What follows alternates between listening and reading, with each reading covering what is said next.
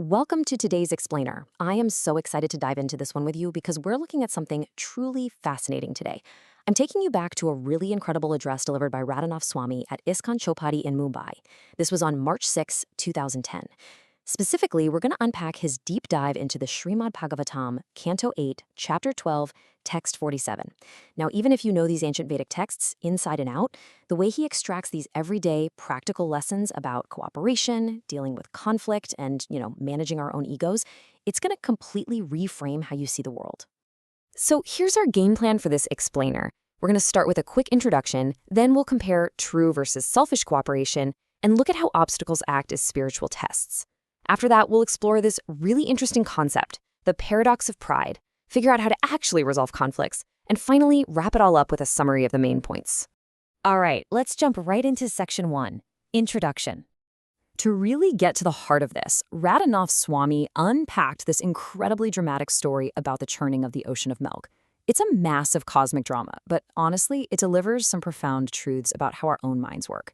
He actually anchors the whole thing on this beautiful quote from the Bhagavad Gita, Chapter 9, Text 29. Now, at first glance, this kind of looks like a contradiction, right? The divine states, I am equal to all, but then clearly seems to favor the devotee. But as he explains it, it's not some unfair bias. It's just the natural reciprocation of love. It's exactly like a father who affectionately cares for a child that depends on him. It's a two-way street. Which flows perfectly into Section 2, True versus Selfish Cooperation. So this brings us to the central conflict of the story. We've got this massive battle over the nectar of immortality between the devotees, the demigods, and the asuras, who are the demons. Now, both groups are essentially children of God, but man, they operate from entirely different paradigms. Just look at the asuras for a second. Their alliances aren't based on trust at all. They are built entirely on mutual exploitation. The whole mindset is basically, I need you for my own ambition. And the second that ambition is threatened, boom, the alliance shatters. But the devotees, they cooperate for a higher cause. Even when they have literally everything to lose materially, they still unite just to please the divine. And that brings us to what's known as the Vaishnava principle of cooperation. Radhanath Swami really drives this home. True cooperation demands that we transcend our false ego. It means honoring and respecting others without expecting a parade in return, When we cooperate for a higher spiritual mission, when we actually put the divine above our own fragile egos, that kind of cooperation, that actually becomes eternal. Let's move on to Section 3, Obstacles as Spiritual Tests. Okay, think about this. If the demigods were genuinely trying to do the divine's will, you'd probably think their path would be smooth, right? Like a walk in the park. But it's exactly the opposite. The obstacles escalate to a point that's just impossible. First off, they try to move this giant mountain, and it literally crushes them. Then the Lord helps them get it to the ocean, and what happens? The mountain starts sinking, so Krishna has to appear as a giant turtle just to hold it up. Then they decide to use a massive serpent as a churning rope. The asuras demand to hold the front of the snake, and, surprise, surprise, fire pours out of its mouth and scorches them. And after all that devastating struggle, the asuras just overpower them and steal all the nectar anyway. It's just a total crushing failure. But wait, here is how we reframe that massive failure. Radhanath Swami asks this deeply profound question. Why make it so difficult? Well, because if it were easy, we wouldn't actually take ultimate shelter.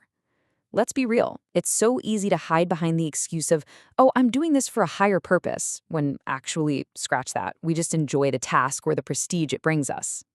Obstacles strip all that false motive away. They are literal tests that force us to drop our ego and genuinely rely on the divine. This sets us up perfectly for Section 4, the paradox of pride.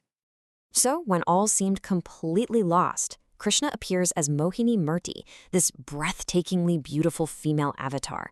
And notice what she didn't do here. She didn't stand up and deliver some grand political speech to the fighting asuras. No, she simply glanced at them. Radhanath Swami explains that she appeared uniquely to each asura based exactly on their own specific material attachments. They were so captivated by their own desires just being reflected right back at them that they voluntarily handed over the nectar. No fight at all. She then gave it to the demigods.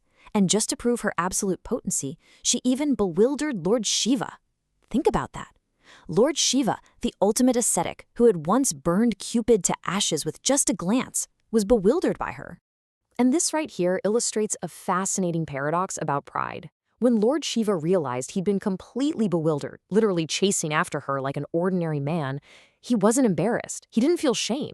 He actually felt immense pride. But, and this is crucial, it wasn't material pride. He was thinking, let the whole world see how powerful my Lord is. He has the power even to bewilder me.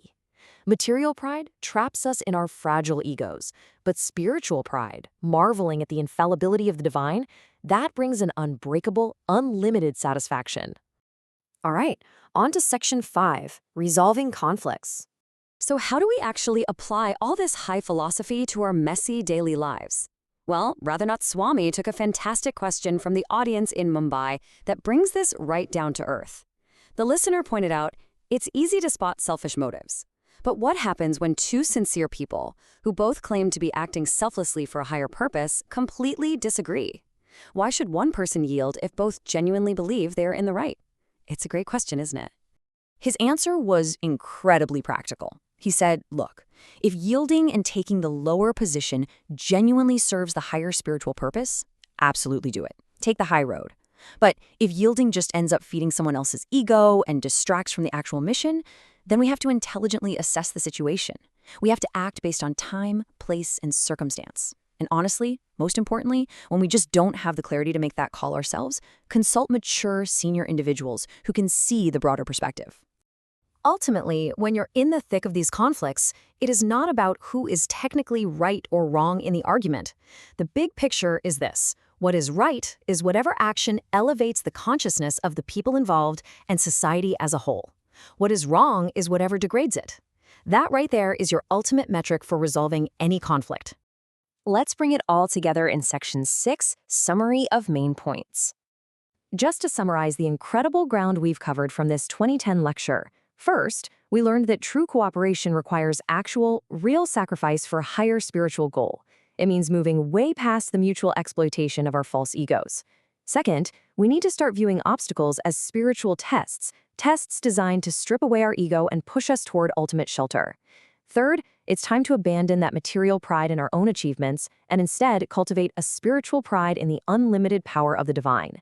And finally, when you're resolving conflicts, always prioritize the elevation of collective consciousness over just winning the argument. I want to leave you with this final thought. As you go about your day and you inevitably face roadblocks, because, we all do, look really closely at your own reactions.